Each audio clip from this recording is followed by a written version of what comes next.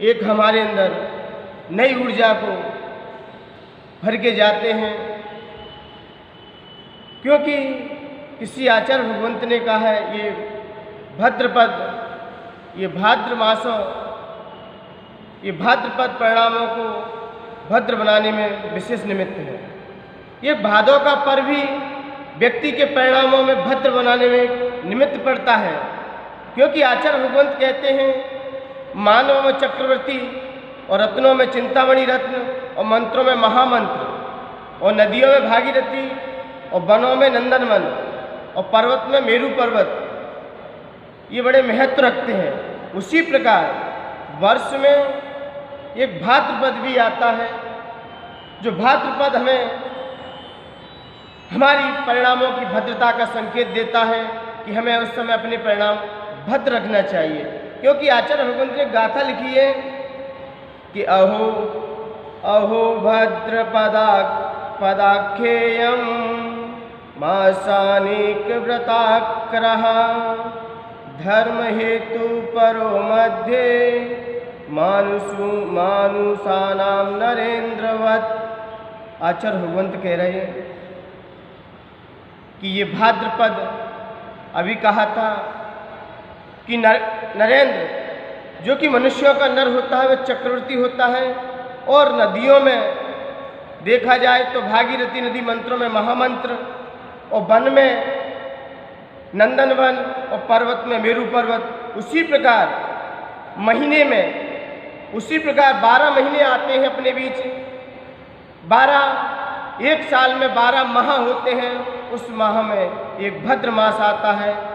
भद्र मास की महिमा बड़ी श्रेष्ठ है, क्योंकि भद्र माह हमें हमारे परिणामों की भद्रता का संकेत देता है, और हम अपने परिणामों की विशुद्धि करते हुए हम अपने लक्ष्य को प्राप्त कर लें। क्योंकि भादों का महीना ऐसा है कि इसमें अधिकतर देखा जाए सारे व्रत इसी में ही समाहित हैं। सारे व्रत इसी में आते हैं, चाहे 16 कारण व्रत हों, चाहे 10 लक्षण व्रत हों, चाहे रत्नात्र व्रत हों, चाहे सुगंध दशमी हो। और भी कोई व्रतों को यदि कोई व्रत प्रारंभ करता है तो भादों का महीना सर्वश्रेष्ठ माना है। सावन और भादों का महीना, यहाँ से हमें कोई भी व्रत प्रारंभ करना हो अपने जीवन में तो भादों के महीना या सावन के महीने ये बहुत श्रेष्ठ कार्य कहे जाते हैं। तो आइए उसी भादों के महीने में एक पर्व आता है 10 लक्षण पर्व, जो सी 10 लक्षण पर्व जो हमें एक नया संकेत दे के जाता है, नया बोध कराता है। क्योंकि पर्युषण पर्व का प्रारंभ आज से हो चुका, क्योंकि आज पर्युषण पर्व का प्रथम दिन है, और प्रथम दिन बहुत महत्वपूर्ण हुआ करता है। यदि प्रथम दिन ही हमारे अंदर जागृति आ जाए, क्रांतिकारी आ जाए या उत्सुकता आ जाए हमारे अंदर, तो हमारा जीवन खुशहाल रहता है। क्योंकि कहते हैं ना, यदि दुकान की बोहनी अच्छे से हो जाए तो पूरे दिन तक दुकान अच्छे चलती है, अच्छे से उसका ग्राहक अच्छे आते हैं, अच्छी प्रॉफिट होती है। क्योंकि यदि कहते जब कोई दुकान पे सौदा लेने आता है सुबह सुबह का ब्रह्म मुहूर्त हो, वो कोई पहला ग्राहक अच्छे से आपकी बोहनी करा के जाए तो आपकी दिन भर अच्छे से दुकान चलती है, अच्छी प्रॉफिट होती है। इसी दिन आज पर्व का पहला दिन है, वर्ष का पहला दिन है काल का, तो हमारा दिन भी आज अच्छे से जाए ताकि हमारा पूरा साल अच्छे से निकल जाए। क्योंकि यदि ये पर्व, ये 10 लक्षण पर्व हमारे अंदर एक उत्सुकता जगाते हैं, और उत्तम क्षमा धर्म जितना हम समझ सकते हैं उतना हमें ग्रहण करना चाहिए। जितना हम इस क्षमा से ले सकते हैं उतना हमें ग्रहण करना चाहिए। क्योंकि 365 दिन तक हमने तो ना जाने कितने पाप किए। साल में 355 दिन तो हमने पढ़ा, लेकिन 10 दिन हमारे किसके हैं? परीक्षा के हैं। और परीक्षा में यदि हम पास हो गए तो हमारा जीवन सार्थक है, और नहीं हो पाए तो हमारा जीवन आया और निकल जाएगा। इसलिए मान्यवर, आइए इस पर्व को अपन अच्छे से मनाने का प्रयास करें। पहला दिन है तो पहला दिन आचार्य भगवंत ने सबसे पहले उपदेश दिया तो उत्तम क्षमा का दिया, क्योंकि जिसके अंदर क्षमा भाव है, अंदर क्षमा है। अब क्षमा कैसे धारण की जाए, क्षमा कैसे निकाली जाए? लोग आते हैं, महाराज जी मैं तो सबके प्रति अच्छी क्षमा रखता हूँ, किसी से मेरा विरोध नहीं है, किसी से मेरा कोई द्वेष नहीं है, न किसी से मुझे ज़्यादा लगाव है, सबसे मेरी क्षमा भाव है। मान्यवर, क्षमा कहने से नहीं, क्षमा हमारे अंदर एक गुण है। व्यक्ति बाहर से तो क्षमा कर देता है, लेकिन अंदर से उसके अंदर कलुषता रहती है, तो हमें उस कलुषता को भी बाहर निकालना है। क्योंकि आचार्य भगवंत ने कहा है, जब एक संत ने एक व्यक्ति से कहा कि मुझे बहुत भूख लग रही है, कल मैं आपके घर पर भोजन के लिए आऊँगा, तो उस व्यक्ति ने कहा कि भोजन में क्या बनाना है? तो उस व्यक्ति ने कहा कि खीर बना लेना। क्या बनाना? खीर बनाना। इसलिए मैं आपके घर पे कल भोजनार्थ आऊँगा। तो संत उस व्यक्ति के यहाँ सुबह सुबह पहुँचे, और जैसे ही सुबह सुबह वहाँ पहुँचते ही और जैसे ही उन्होंने अपना कर पात्र निकाला, स्टील का पात्र था, सोने का पात्र था, वो बैठ गए भोजन करने के लिए। तो मालिक आया, तो मालिक ने खीर का कटोरा लिया और संत के कटोरे में डालने लगे। जैसे ही संत के कटोरे में डालने को हुए, तो उस मालिक को ने कहा, मालिक ने सोचा, विचार किया, उसने खीर नहीं डाली। तो संत ने कहा, आपने खीर क्यों नहीं डाली, क्यों नहीं डाल रहे हो?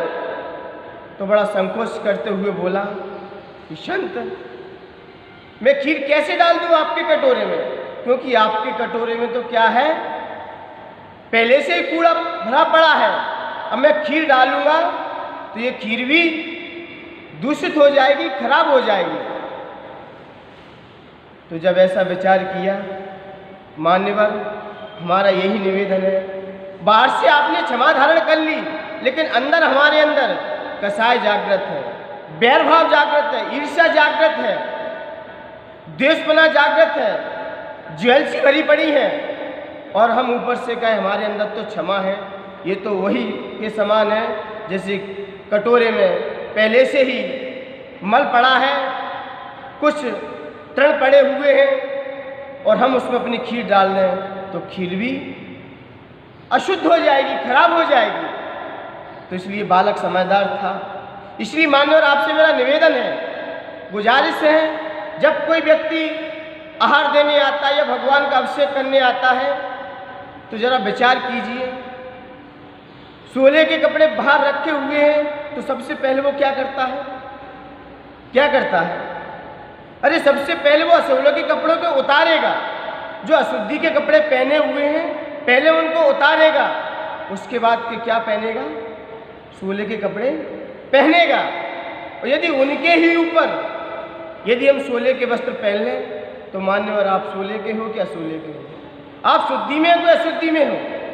इसलिए हमें सबसे पहले असोले के कपड़े बाहर उतारने पड़ेंगे, फिर हमें उसके ऊपर सोले के कपड़े पहनेंगे, तो हमारा सोला शुद्ध है एवं हम पात्र हैं, हम आहार देने के योग्य हैं। यदि हमने उनके ऊपर ही कपड़े पहन लिए, अधिकांश देखा जाता है आज लोग आहार देने आते हैं, मंदिर में जाते हैं तो वस्त्र पहनते हैं, तो क्या करते हैं, ऊपर के कपड़े तो उतार देते हैं और अंडरवियर वही रहते हैं, और उनके ऊपर ही सोले के वस्त्र पहन लेते हैं। तो ये उनका सोला शुद्ध है कि अशुद्ध है? ये उनका सोला है कि असोला है?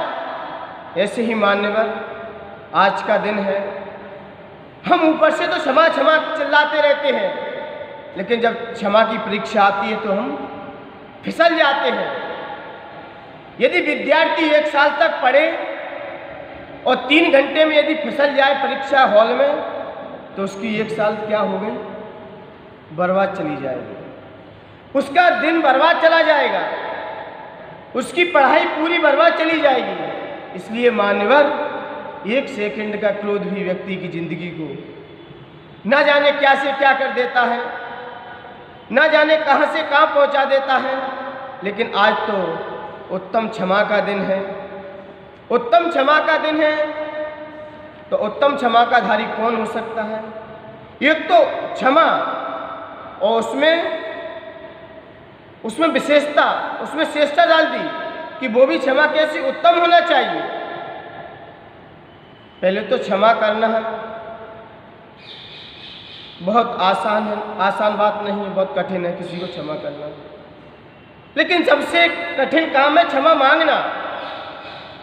हम क्षमा नहीं मांगते, कर तो सकते हैं हमको, इसलिए हमें क्षमा एक हमारा गुण है, क्षमा एक सहज उपाय है। तो इस हमारे जीवन में क्षमा अवश्य होना चाहिए, क्योंकि यदि क्षमा ही नहीं रहेगी तो सारे आपके व्रत, चारित्र और भी जो अब गुण हैं आपके अंदर वो सब अगुणी हो जाएंगे। क्योंकि क्षमा यदि हमारे अंदर नहीं है तो हम कैसे दूसरे जीवों को अपना जैसा बना सकेंगे। क्योंकि किसी व्यक्ति ने पूछा कि हे संत, हे महंत, हमने सुना है कि संत लोग इस धरती पर क्षमा से परिपूर्ण हुआ करते हैं, क्षमा के सागर हुआ करते हैं, क्षमा से परिपूर्ण हुआ करते हैं। तो संत ने कहा कि हाँ, बात तो सही है कि संत लोग क्षमा के सागर, करुणा के सागर हुआ करते हैं। क्योंकि जब एक व्यक्ति, एक बालक आम के पेड़ के नीचे गया और उसने सोचा, उसने विचार किया कि यहाँ पर पेड़ पर कितने आम लगे हुए हैं, कितने सुंदर आम हैं, तो उस बालक का मन हुआ कि आम को भी खाया जाए। तो आम को खाया जाए, बच्चे ने कहा मैं पेड़ पे कैसे चढ़ूं? तो उसने पत्थर लिया और पत्थर लेके उसने पेड़ पर मारा। तो पेड़ पर मारा तो पत्थर आके पेड़ के पत्थर के साथ फल भी नीचे आ गया। तो फल तो नीचे पड़ा था और पत्थर, एक दिगंबर संत उस पेड़ के नीचे बैठे हुए थे, उनके जाके सर पे लगा। तो सर पे लगा, बालक बड़ा खेद खिन्न हुआ, बड़ा चिंतित हुआ कि हाय, मेरे हाथों से कौन सा अपराध हो गया, कौन सा पाप कर लिया मैंने। तो बड़ा आंसू पात्र करता हुआ संत के चरणों में गया, संत से निवेदन किया, हे प्रशांत मूर्ति, हे दया के सागर, हे करुणा की मूर्ति, हे क्षमा के भंडार, मुझे क्षमा कीजिए, मुझ पे गलती हो गई। तो संत ने आंखें खोली, क्योंकि संत के सर से खून बह रहा था। तो संत ने कहा, बालक, आपने पेड़ को पत्थर मारा तो पेड़ ने तो आपको फल दे दिया, लेकिन मुझे पत्थर लगा, मैं आपको कुछ नहीं दे पाया। ये मेरा दुर्भाग्य है। मैं अपने आप पे पश्चाताप कर रहा हूं कि आपको पेड़ ने तो एक आम खिला दिया, एक मैं हूं जो मैं आपको कुछ नहीं दे सका। ये है सबसे बड़ी क्षमा। एक तो गलती सामने वाले की और उस पर ही हम क्षमा, उसको ही हम क्षमा कर दें, यही उत्तम क्षमा है। यशोधर मुनिराज थे, राजा श्रेणिक ने उनके गले में सांप डाल दिया था, कुत्ते दौड़ा दिए थे, उपद्रव कर दिया था। लेकिन जब रानी चेलना के साथ जब श्रेणिक आए तो यशोधर मुनिराज ने दोनों को क्षमा किया। तब उन्होंने विचार किया, मेरे पूर्व कृत का ही, मेरे ही पूर्व कर्मों का फल है, आप इसमें कौन हो। तो ये है उत्तम क्षमा, यानी गलती सामने वाले की होते हुए भी हम उसको क्षमा कर दें। तो उत्तम क्षमा के धारी वास्तव में देखा जाए तो मुनिराज हुआ करते हैं। जब एक संत अपनी सभा को संबोधन कर रहे थे और बैठे हुए थे तो किसी बालक ने पूछा, किसी महानुभाव ने प्रश्न पूछा कि हे संत, आप इतना बताइए कि आप इतना खुश क्यों हो, आप इतने खुश क्यों हो। तो संत ने विचार किया कि बालक का प्रश्न तो अटपटा है और इसका आंसर मुझे सटीक देना है।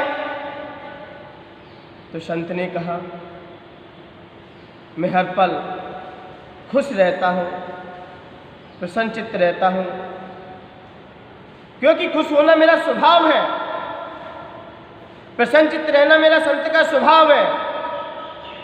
और संत ही टेंशन में हो, संत ही उदास हो और संत ही खेद खिन्न हो, तो मान्यवर फिर खुशी कहाँ है?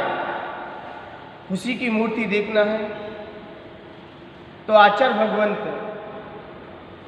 जब उस संत ने कहा, मैं खुशी इसलिए हूँ कि हर पल मैं खुश रहता हूँ, क्षीर नहीं है तो नीर में ही खुश हूँ,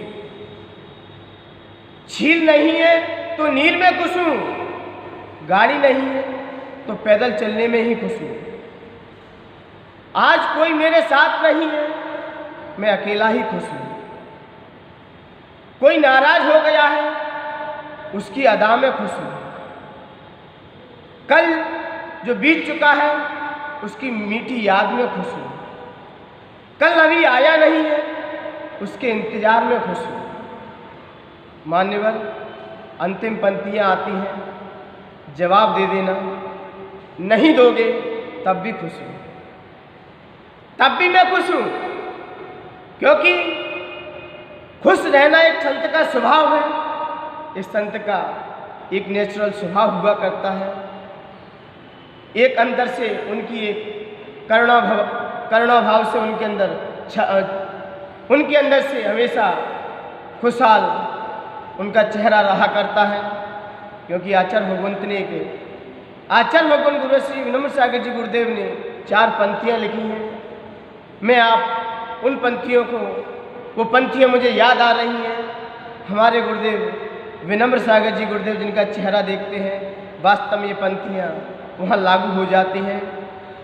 गमों में डूबने वाली यह सारी ये बस्ती है,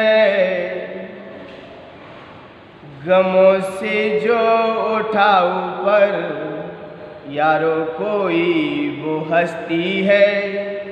खुशी को देखना हो तो दिगंबर संत को देखो, खुशी को देखना हो तो दिगंबर संत को देखो। यहाँ कोई न गम, यहाँ कोई न गम नजर आता, यहाँ मस्ती ही मस्ती है। यहाँ कोई न गम नजर आता, यहाँ मस्ती ही मस्ती है। संत को देखना है, खुशी को देखना है तो संत के पास आइए। संत के पास आते हैं व्यक्ति, टेंशन मुक्त हो जाते हैं, खुशी से भर जाते हैं, खुशी से प्रफुल्लित हो जाते हैं। तो फिर उस बालक ने पूछा कि हे संत, आपने बता दिया कि संत लोग खुश हुआ करते हैं। मेरा दूसरा प्रश्न ये है, दूसरा प्रश्न मैं आपके सामने निवेदन करना चाहता हूँ कि आपके सभा में ये सारे लोग बैठे हुए हैं, सारे महानुभाव बैठे हुए हैं, तो आप इतना बताइए कि इसमें सबसे सुखी कौन है? तो संत ने कहा, अभी आपने मुझसे प्रश्न किया कि आप सुखी को क्यों हो, तो मैंने इसका आंसर दे दिया कि मैं इसलिए खुश हूँ। लेकिन आपने ये प्रश्न फिर कर दिया कि मेरी सभा में खुश कौन है। तब संत ने कहा कि मेरी सभा में यदि खुश देखना है तो मान्यवर वह मेरी सभा में जो पीछे व्यक्ति बैठा हुआ है, वो ऐसा लग रहा है मुझे बहुत खुश नज़र आ रहा है, बहुत प्रसन्नचित्त नज़र आ रहा है मुझे।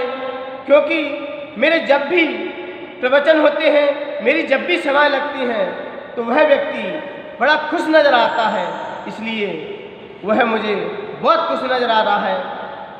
तो उसने कहा, वह खुश कैसे है?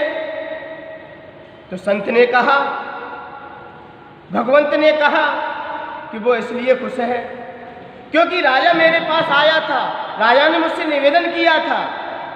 क्या निवेदन किया कि हे संत, आप तो बहुत पहुँचे हुए हो, मेरे संतान नहीं है, मेरा कुल का दीप नहीं है, और जब तक कुल का दीप नहीं होगा तो आगे मेरी परंपरा कैसे जीवित रहेगी, इसकी मुझे टेंशन लगी हुई है। तो राजा ने जब ऐसा निवेदन किया, ऐसा मुझसे आग्रह किया, तब मैंने देखा कि राजा भी खुश नहीं है, क्योंकि कि राजा के जीवन में भी एक टेंशन है, पुत्र की टेंशन है। और मंत्री मेरे पास आए तो मंत्री ने मुझसे निवेदन किया, अनुनय विनय किया कि ये संत, आप तो जग के पालनहारे हो, सारे जग की पीड़ाओं को आप हरण करने वाले हो, तो आप मेरे एक जिज्ञासा है मेरे अंदर एक प्रश्न उठ रहा है, मेरे अंदर एक प्यास है, मैं उस प्यास को आपके पास बुझाने आया हूँ। तो संत ने कहा, क्या है आपकी प्यास? तो मंत्री ने कहा, मेरा परिवार बड़ा खुशहाल है, बड़ा संपन्न है, लेकिन हमारे पास धन और दौलत नहीं है। मैं धन दौलत से संपन्न नहीं हूँ, वैसे तो मैं सबसे संपन्न हूँ, मेरा अच्छा कुल है, अच्छा परिवार है, अच्छा खानदान है, लेकिन क्या नहीं है मेरे अंदर? दौलत नहीं है मेरे पास। क्योंकि संत के पास ऐसे ही लोग आते हैं। और आज देखा जाए दुनिया में तो वास्तव में ये भारत देश इतना अंधविश्वास में जी रहा है जिसकी कोई ठिकाना नहीं है। ये अंधविश्वास में आने ना जाने आकर इसने कितने पर्वों का निर्माण कर दिया। सिर्फ अंधविश्वास के कारण ही आज हमारे बीच ऐसे पर्व मनाए जाते हैं जिसका ना कोई ठिया है ना ठौर है। जाने कौन कौन से पर्व हम मनाते आते हैं, हम अपनी कितनी मनोकामनाएं रखते हैं, हम कितनी इच्छाएं अपने जीवन में मना लेते हैं, इसका हमें कोई अंदाज नहीं है। और आज देखा जाए मंदिरों में भक्त कम भिखारी ज़्यादा मिलते हैं, क्योंकि कोई ना कोई कुछ डिमांड लेके आता है, कोई ना कोई इच्छा रखता है। चाहे संत के पास आते हैं और चाहे किसी मंदिर में जाते हैं, मस्जिद में जाते हैं या गुरुद्वारे में जाते हैं, तो ना जाने हम कितनी डिमांडों को लेके जाते हैं। तो ये भगवान यही कह रहे हैं, आप किससे मांगते हो? अरे पैसा मांगना है तो धनवान से मांगिए, रूप चाहिए तो रूपवान से मांगिए, और दौलत चाहिए तो किसी संपन्नता से मांगिए, और ज्ञान चाहिए तो संत के पास आइए। संतों से सिर्फ ज्ञान की चर्चा कीजिए, ना कि धन दौलत, ना परिवार, ना शोहरत की। आपको चर्चा कीजिए तो ज्ञान की कीजिए, तो आपको कुछ वहाँ से मिल जाएगा। क्योंकि संत ने ही जब सारा धन दौलत छोड़ के आए हैं, सारा परिवार छोड़ के आए हैं, और आप उनके ही पास मांग रहे हो, तो ये आप अपनी मूर्खता का परिचय दे रहे हो। वहाँ मांगना है तो वैराग्य मांगिए, त्याग मांगिए, तो कुछ आप वहाँ से लेके आ सकते हो। और ऐसी चीज़ मांगी तो जैसे गए हो वैसे ही वापस आ जाओगे। क्योंकि आचार्य मानतुंग ने भक्ति की, उन्होंने कभी अपनी ये जाहिर नहीं किया कि मैं रोग से पीड़ित हूँ, उन्होंने भगवान की भक्ति की। तो यहाँ पर वो मंत्री गया तो मंत्री ने कहा मैं संपन्न नहीं हूँ। तब उसने विचार किया कि ये भी खुश नहीं नजर आ रहा है। एक सेठ, नगर का सेठ देखा वहाँ पर, वो भी संत के पास गया, उसने निवेदन किया कि हे संत, मैं भी इस कुल का, इस नगर का प्रथम सेठ कह रहा हूँ। मैं आपके चरणों में यही भावना बाता हूँ कि हे संत, मैं इस नगर का, इस गांव का एक सबसे अधिपति और प्रथम सेठ कह रहा हूँ। यही मेरी भावना है, यही आप मेरी भावना को पूर्ण कीजिए। तो संत ने कहा, ये भी वास्तव में वास्तविक सुखी इसके अंदर भी हमें नज़र नहीं आ रही।